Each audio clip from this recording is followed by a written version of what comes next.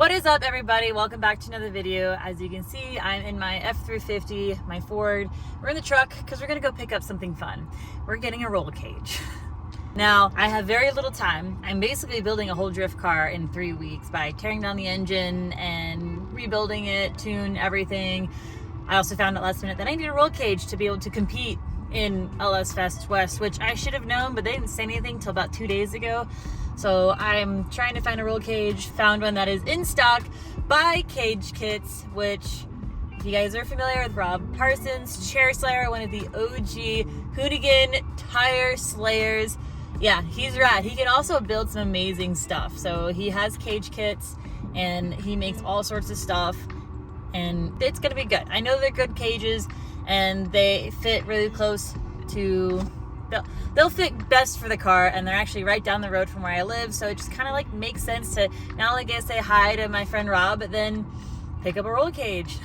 And we have about a little over a week to get this engine put back together, get it tuned, get an alignment, install my coilovers, and get this cage in.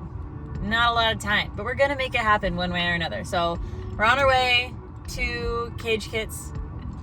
I'm just gonna bring you guys with me.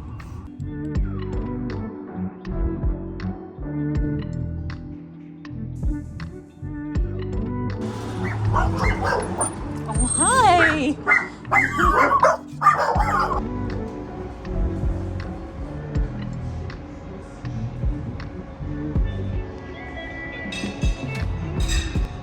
So we're here at Cage Kits, and we're gonna go ahead and get a little bit of a tour. I've seen Rob's Cage Kits from the beginning, actually. I've known you for, what, a couple of years now, and had a couple of shenanigans and adventures. It's been like 3 years, I swear. Yeah, it's been a minute. And when I first saw you start Cage Kits, it was very minimal with the stuff that you have, and so it's really exploded. So Yeah. I really love a tour of the new shop, the new space, and kind of the process of how you make these kits and why they're so special. Yeah, absolutely. Like when this business started, I kind of just threw everything all in all at once when COVID hit. Yeah. I kind of seen there was a need in the market. There has been for a long time to digitize what is roll cages. So I've done just that. 3D scanning, all done in CAD, tube laser cut, CNC bent, and among other things. I like to use equipment because lifting and bending stuff by hand is not very fun. No. Do you still have that 3D scan of my face? Yeah, yeah, no, that's hiding in the archives for sure. Don't ever show anybody Go that. 3D print that bad boy. Oh man. Oh my gosh, yeah, that was a long time ago. When did we do that? That was 2020 before, because I came out here to film for the show. That's right. That's freaking funny. Time flies when you're doing cool. It does, it really does. This is the shop. It's like the manufacturing shop. So technically, we got two businesses here. Cage Kits kind of operates as a digital asset, and Bending Solutions, which is another company that I have, is the manufacturing side of things.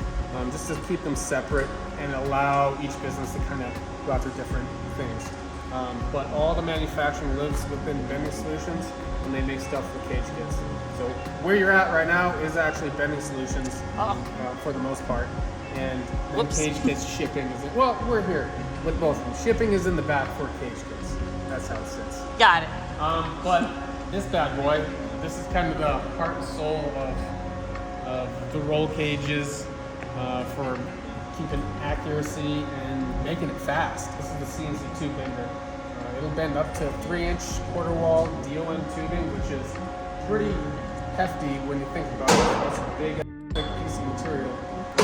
So if we, like, in theory, you could just kind of bring in any car, you 3D scan it, and then you can kind of make anything for it. Yeah, so we'll work solely off of kind of digital assets.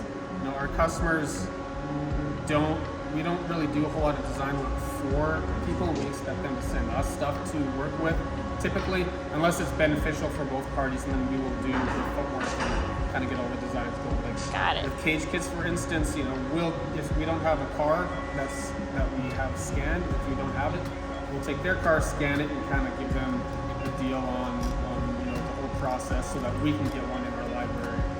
Yeah, so 130 plus SKUs on the website, roll cages, and that's just kind of touching mostly drifting. Yeah. We haven't ventured too deeply into rally and road race yet. We have stuff available, but we haven't hit that market yet because there's a lot more that goes into those kind of cages. Yeah.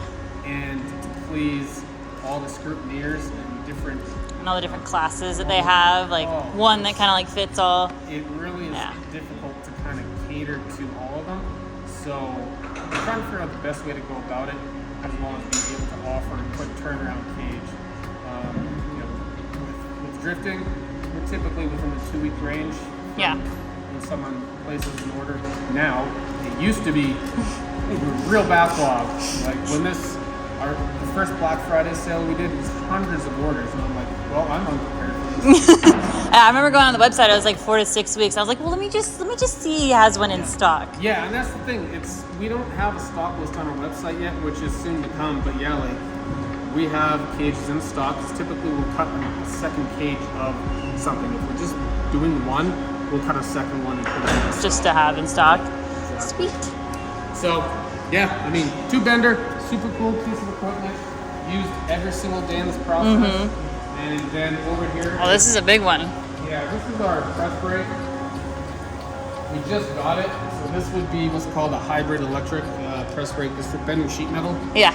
And I absolutely love this machine. This would be where I kind of started out in metal fabrication, was bending sheet metal. And I enjoy it so much that I get really, really nerdy about the real fine details of making things perfect. The business started out with this little guy. We call this Crushinator. This one? Yeah, if you've ever watched Futurama, it looks like the robot from Futurama, the Crushinator robot. So this thing bent so many base plates. There's like over 100,000 bends on this thing. Wow. Yeah, and you know, it's still working fantastic. That's a big upgrade from that to that. Absolutely. And we'll bend something on here today, which will be cool because I got to give you some hoop base plates.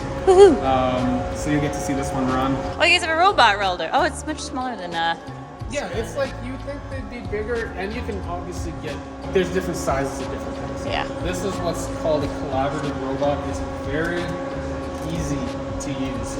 We got the machine and we're welding stuff within 2 hours of getting it plugged in. Oh wow, so like the software collaboration was really easy. Very intuitive. You just grab an arm and like just place it where you want and start telling the points. Oh, okay. And what kind of weld to do, and then we'll do it. That's right. That's kind of the basics of it. And on top of like the Ferronius welding power source is incredible. There's so many features on this didn't even know existed. THG is the manufacturer of the product, and then Ferronius power supply. Couldn't thank these guys enough for building such a good machine. I've had so much fun operating it. Right now it's building ladders for ski lifts. Ladders? Yeah, like 600. These? Of them. Yeah. So I don't think we have any in here because they've already all been delivered. But you know, when we're in production, there's like a 24-foot ladder hanging off the end of this thing. So we start out with 6 rungs and move it forward, catch this one, then weld 5, move it forward again, catch this one, weld 5 more. So we move from the back to the front, welding 5 rungs at a time with the robot. Okay. It's like 3 minutes for 5 rungs, which is way faster than what a human can do. More so, it allows us to do other things while the robot is working. Yeah, so it's like this does a lot of the basic, Yeah. easy stuff while you guys do the more intricate, hands-on it's that, stuff. Or it's like, while the robot is welding, we can be QCing the part that was just welded. So we can look it over, make sure there's no imperfections instead of waiting for someone to completely finish it. So it's like a good multitask piece of equipment for one guy to operate to do 2 things at once. Oh yeah, it's a win-win. Best investment I would say that I've made. I was close to just hiring a bunch of welders, and I mean, there's something to say about hand welding and stuff like that, but for what we do, I'm a lot more focused on the high volume production. More volume. Actually, that's the first thing I built coming in here. Is that a winch? From Harbor Freight. That's amazing. We're gonna cut these plates that you're missing for the hoop. Oh, for the Yeah. cage, it's down there waiting for me. And then we'll bend them. And hopefully show them we'll have everything we need. We have this machine just so for instances like this when I need something fast, we'll cut it. As well as we use it pretty heavily for making fixtures for the robot and other little things. So good time saver.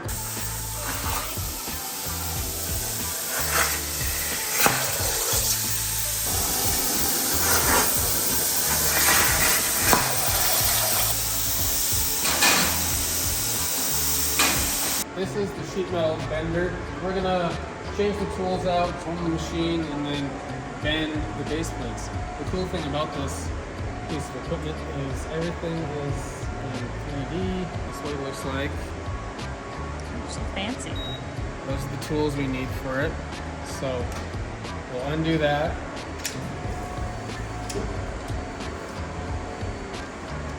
This will just kind of slide out. Ugh. Very capable. Yeah, try to be. So now what we do is we match the profile to that. Plus it has a part number on it, BIU 031. Then it tells us the length, 0394, and then 157 and .980, as well as where it's supposed to be located on this beam. So it needs to be at basically 48 inches.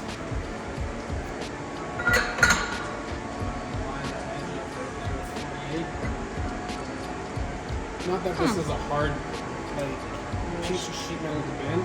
You'll kind of understand a little bit more why you need to put the tools where you need to, because these are the back gauge fingers. They move independently so that you can gauge really awkward pieces of sheet metal. If we had a lot more complicated part, you can see where everything sits. So this is where the back gauge fingers, that thing is going to be when we hit the go button.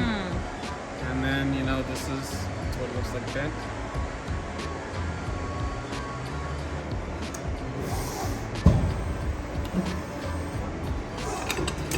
That made it look way too easy. Well, I didn't have to do that by hand. What's that? Now Sheldon has base plates. Yay!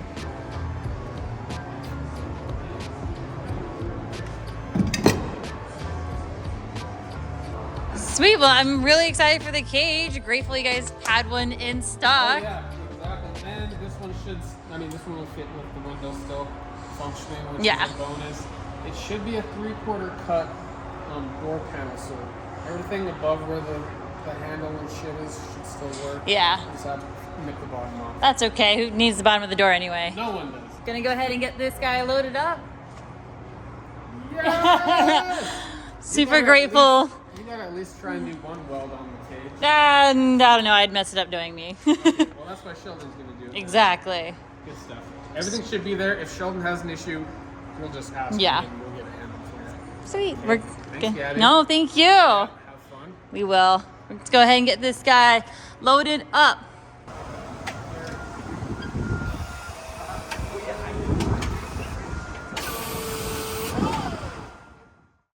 We're going to be saving the roll cage for another day. Our focus is going to be getting the Corvette actually running and driving. Then we're going to go ahead and focus on the roll cage and get it ready for LS Fest West, which is in, I think, a week and a half, 2 weeks maybe, if I'm lucky. So we got a lot to do in such a little bit amount of time.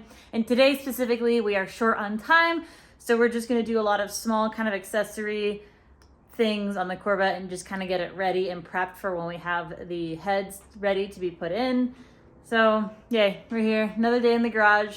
It'll be fun, as always. So it's pretty bare. We're waiting to do heads. As you can see, we have a lot of other accessory things that we need to kind of button up and fix. I have Brandon here again helping me. It's more fun with friends. Always. Yeah, we got a lot of stuff to do today. Well, little pieces, little odds and ends. Yeah, little pieces. Yeah, so I got the headers in already. Those just fell into place, which is super nice. Yeah, those were a pain to get out, and they're much easier to get out when... Yeah, if you're putting headers on in the Corvette, just take the heads off. There. It just drops right in.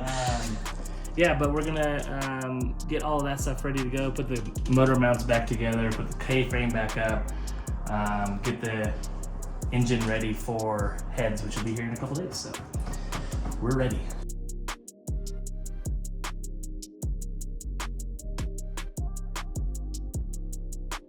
We went ahead and got the AC compressor back on, the subframe or K-frame up underneath, and kind of got a few accessories together. We're gonna go ahead and do our lifters and our lifter trays. My old ones were really bad. I don't know, they just were. So while we're in there, we're gonna go ahead and get them replaced. These also came from Texas Speed. So we got new OEM trays, and these are roller lifters for the LS build that we're putting together. I get so this is so cool. I didn't realize how intensive this build was, by the way, and how new everything's gonna be till I kind of started taking it apart. Oh, you're talking to me? Yeah. Yeah, it's actually pretty good. It's a good learning experience to kind of go through everything. Yeah, I'm really excited about it.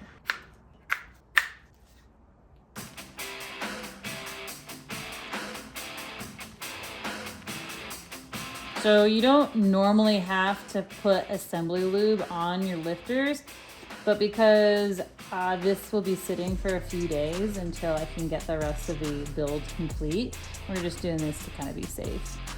They're just little plastic trays. They don't seem like they actually do anything. Yes. So roller lifters have this little roller wheel on the end. These roll on the cam, which is inside the motor we put that in the other day. Yeah. On the cam, there's little lobes. These little wheels roll on the lobes. If for some reason this was to come out and turn like this, then this would grind the lobe off the car, off the cam. So they go in these trays because they're keyed. There's little flat spots on both sides. They sit in here, and so it can't turn. Yeah. So it doesn't grind your lobes off. Literally a piece of plastic. Magical.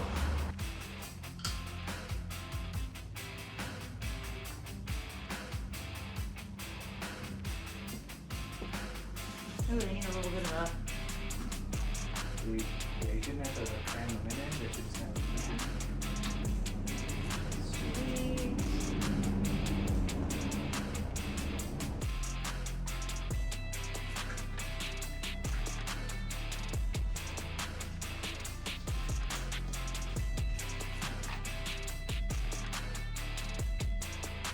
So we're going to be using the Good 300V Power Racing Motul oil. It's 5W30.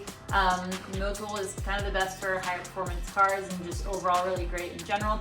Why I like this specifically is that when it gets hot, so you know when I'm drifting and rev off the rev limiter, this doesn't change its viscosity as it gets hot, so it doesn't thin out as easily as other oils do when they get hot. So I always use Motul. I actually use it in all of my vehicles. My Ford Bronco, the F350, the BMW, and obviously the Corvette as well. I mean, if we put this whole thing in, it wouldn't be bad. All right, we're gonna go ahead and close out the video here. We're gonna go ahead and do our cylinder heads in the next video, and I'm very excited for that. I'm starting to see the end, well not the end, but the finish line with this build. I'm really, really excited for it, and it really gets me excited to be driving this thing and doing some burnouts and drifting it. It's gonna be so good. All of this has come together so last minute, and it's just one of those things where it happens, but everything's there and available and ready for me to continue pushing through with this project. I'm just really excited for it. And I just feel like I'm on the right path, and I don't know. I don't know how else to explain it besides that I'm just really excited, and it just means a lot because I haven't been excited for a build in a really long time. So this is great. This is great. And yeah, like, comment, subscribe, and I'll see you guys in the next one. Bye.